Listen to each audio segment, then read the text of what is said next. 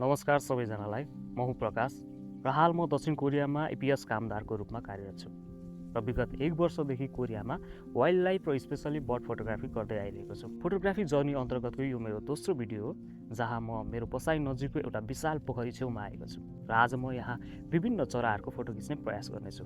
आजको मेरो मुख्य उद्देश्य भनेको किङफिसरको फोटो खिच्नु हो।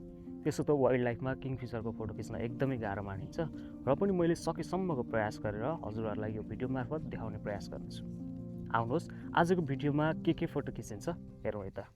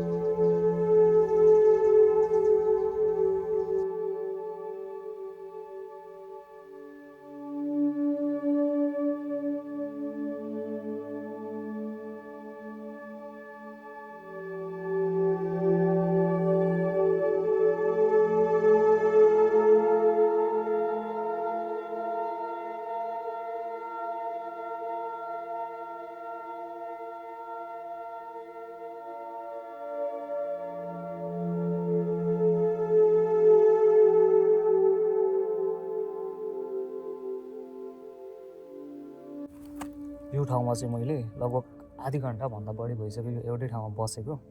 यहाँ किङफिसर आउने चान्स ज्यादा देखेर म यहाँनिर बसेको हो। मैले योभन्दा अगाडि पनि यहाँनिर एउटा चाहिँ खिचेको थिएँ र अहिले भर्खरै पनि एउटा आवाज चाहिँ मैले सुनेँ होइन, एउटा भर्खरै उडेर पनि गएको छ। फेरि त्यहाँनिर आयो भने चाहिँ म पक्कै क्याप्चर गर्छु।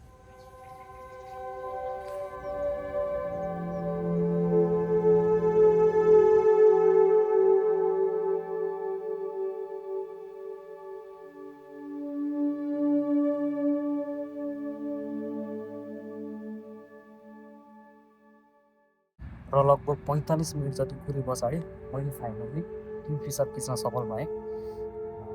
धेरै टाढा थियो छरा चाहिँ, लेन्सले भ्याएसम्म मैले खिच्ने कोसिस गरेको छु। तपाईँहरूलाई देखाउँछु है त अवश्य।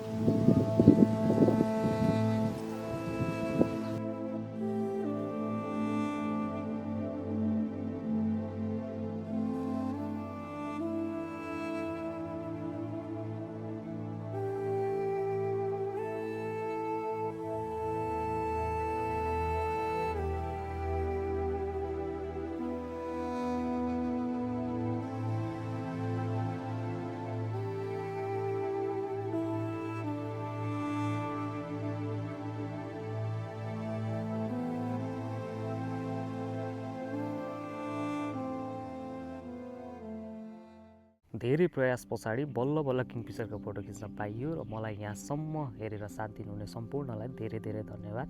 आउने भिडियोमा अझ बढी सुधार गर्दै अझ राम्रो फोटो खिच्ने प्रयास गर्नेछु। त्यति भन्दै आजलाई बिदा हुन चाहन्छु। अर्को भिडियोमा फेरि भेटौँ है त।